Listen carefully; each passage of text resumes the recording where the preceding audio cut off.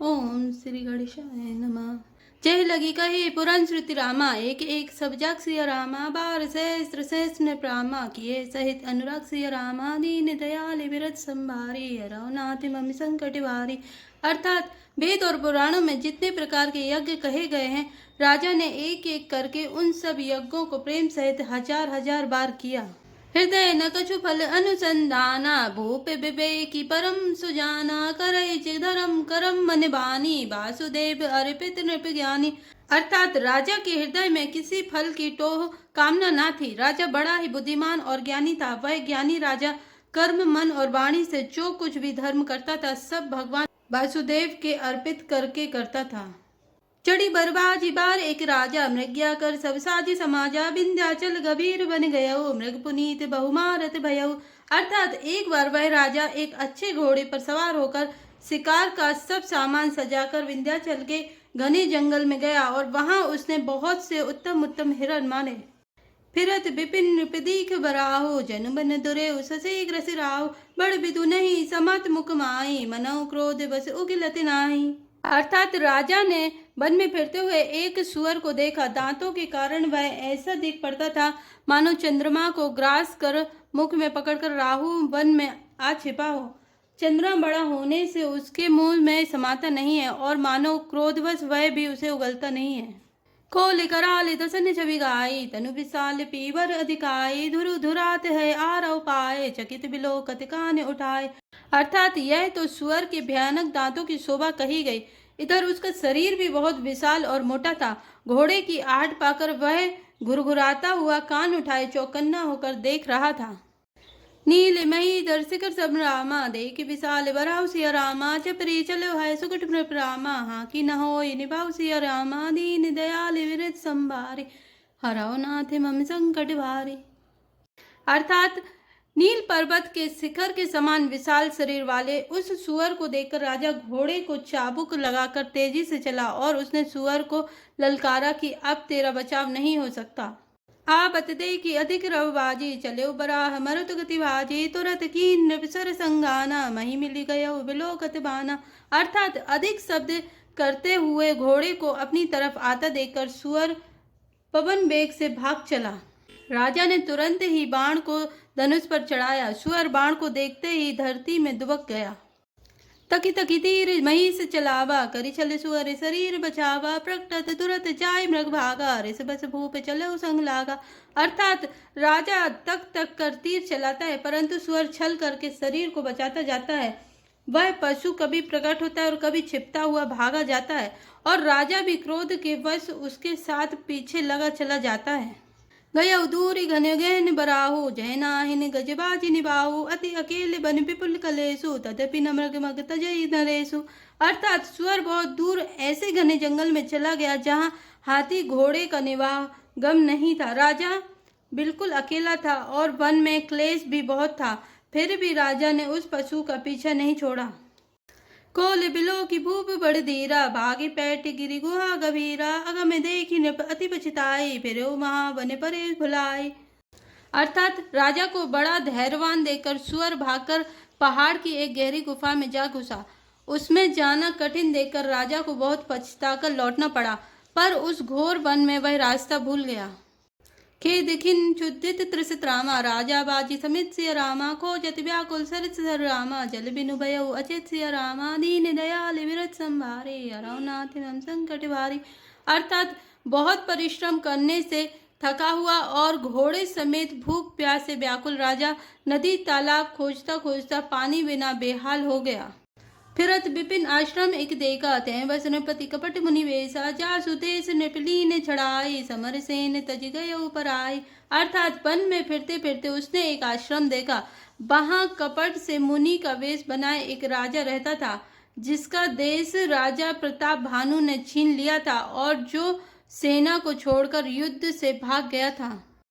समय प्रताप भानु कर जानी, आपन अति असमय अनुमानी, गयो नग्रह मन बहुत गलानी, मिला न राजई नृप अभिमानी। अर्थात प्रताप भानु का समय अच्छे दिन जानकर और अपना कुसमय बुरे दिन अनुमान कर उसके मन में बड़ी ग्लानि हुई। इससे वह ना तो घर गया और ना अभिमानी होने के कारण राजा प्रताप भानु से ही मिला। मिल किया। ऋषुर मारी रंक जिमि राजा, विपिन बसई तापस के साजा, तासु समीप गबन नृप कीना, यह प्रताप रविते तब चीना। अर्थात दरिद्र की भांति मन ही में क्रोध को मारकर वह राजा तपस्वी के वेश में वन में रहता था। राजा प्रताप भानु उसी के पास गया। उसने तुरंत पहचान लिया कि यह प्रताप भानु है। राउ त्रसित नहीं सो पहचाना, देखी सुबेश महामुनि जाना, उतरी तुरत कीन प्रणामा, परम चतुर ना कहो निज नामा। अर्थात राजा प्यासा होने के कारण व्याकुलता में उसे पहचान न सका। सुंदर वेश देखकर राजा ने उसे महामुनि समझा और घोड़े से उतरकर उसे प्रणाम किया, परंतु बड़ा चतुर होने के कारण राजा ने उसे अपना नाम नहीं बतलाया। भूपति त्रसित बिलोकते रामा, सरबरु तीन दिखाई सिया रामा, मज्जन पान समेत है रामा, कीन नृपति हर्षाई सिया रामा, दीन दयाल बिरध संभारे, हरौनाथ हम संकट भारी। अर्थात राजा को प्यासा देखकर उसने सरोवर दिखला दिया। हर्षित होकर राजा ने घोड़े सहित उसमें स्नान और जलपान किया। यह श्रम सकल सुखी नृप भयऊ, निज आश्रम तापस ले गयऊ, आसन दीन अस्त्र अभिजानी, पुनि तापस बोले मृदुआनी। अर्थात सारी थकावट मिट गई, राजा सुखी हो गया। तब तपस्वी उसे अपने आश्रम में ले गया और सूर्यास्त का समय जानकर उसने राजा को बैठने के लिए आसन दिया। फिर वह तपस्वी कोमल वाणी से बोला, को तुम कस बन फिरत अकेले, सुंदर जुबा जीव पर हेले, चक्रवर्ती के लक्षण तोरे, देखत दया लागे अति मोरे। अर्थात तुम कौन हो? सुंदर युवक होकर जीवन की परवाह न करके वन में अकेले क्यों फिर रहे हो? तुम्हारे चक्रवर्ती राजा के से लक्षण देखकर मुझे बड़ी दया आती है। नाम प्रताप भानु अभिनीसा, तासु सचिव मैं सुनो मुनीसा, फिरत अहे रे परे बुलाए, बड़े भाग देखऊं पद आई। अर्थात राजा ने कहा, हे मुनीश्वर सुनिए, प्रताप भानु नाम का एक राजा है, मैं उसका मंत्री हूँ। शिकार के लिए फिरते हुए राह भूल गया हूँ। बड़े भाग्य से यहाँ आकर मैंने आपके चरणों के दर्शन पाए हैं। हम कह दुर्लभ दर्श तुम्हारा, जानत हो कछु भल होनिहारा, के मुनितात भयउ अंधियारा, जो जन सत्तरे न करू तुम्हारा। अर्थात हमें आपका दर्शन दुर्लभ था, इससे जान पड़ता है कुछ भला होने वाला है। मुनि ने कहा, हे तात, अंधेरा हो गया, तुम्हारा नगर यहाँ से 70 योजन पर है। निशा घोरी गंभीर बन रामा, पंत न सुनाओ सुजान सिया रामा, बसऊ आजू अस जानी तुम रामा, जायऊ होते बिहान सिया रामा। तुलसी जसी भवतव्य तरामा, तेसी मिलई सहाय सिया रामा, पुनिया वैताई पही रामा, ताहि तहाँ ले जय सिया रामा, दीन दयाल बिरध संभारी, हरौनाथ मम संकट भारी। अर्थात हे सुजान सुनो, घोर अंधेरी रात है, घना जंगल है, रास्ता नहीं है, ऐसा समझकर तुम आज यहीं ठहर जाओ, सवेरा होते ही चले जाना। तुलसीदास जी कहते हैं, जैसी भवितव्यता होनहार होती है वैसे ही सहायता मिल जाती है। या तो वह आप ही उसके पास आती है या उसको वहां ले जाती है। भले ही नाथ आय सुधरी सीसा, बांधी तुरग तरु बैठ महिषा, नृप वसुभांति प्रसन्न से उताई, चरण बंदी निज भाग्य सराही। अर्थात हे नाथ बहुत अच्छा, ऐसा कहकर और उसकी आज्ञा सिर चढ़ाकर घोड़े को वृक्ष से बांधकर राजा बैठ गया। राजा ने उसकी बहुत प्रकार से प्रशंसा की और उसके चरणों की वंदना करके अपने भाग्य की सराहना की। पुनि बोले मृदु गिरा सुहाई, जानी पिता प्रभु करई टिटाई, मोहि मुनीस सुत सेवक जानी, नाते नाम निज गाऊं बखानी। अर्थात फिर सुंदर कोमल वाणी से कहा, हे प्रभु आपको पिता जानकर मैं टिटाई करता हूँ। हे मुनीश्वर मुझे अपना पुत्र और सेवक जानकर अपना नाम धाम विस्तार से बतलाइए। तेहि न जान नृप नृपहि सुजाना, भूप सुहद सो कपट सयाना, बैरी पुनि छत्री पुनि राजा, छल बल कीन चाहि निज काजा। अर्थात राजा ने उसको नहीं पहचाना, पर वह राजा को पहचान गया था। राजा तो शुद्ध हृदय था और वह कपट करने में चतुर था। एक तो बैरी, फिर जाति का क्षत्रिय, फिर राजा। वह छल बल से अपना काम बनाना चाहता था। समुझी राज सुख दुखित अराती, अवा अनल इव सुल गई छाती, सरल बचन नृप के मुनि काना, वयर समान हृदय हर्षाना। अर्थात वह शत्रु अपने राज सुख को समझ करके स्मरण करके दुखी था।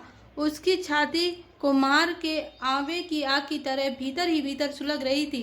राजा के सरल वचन कान से सुनकर अपने बैर को याद कर वह हृदय में हर्षित हुआ।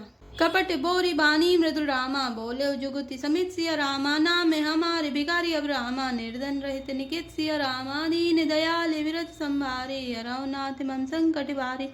अर्थात वह कपट में डुबोकर बड़ी युक्ति के साथ कोमल वाणी बोला, अब हमारा नाम भिखारी है, क्योंकि हम निर्धन और अनिकेत घर द्वारहीन हैं। जय श्री राम, जय जय हनुमान।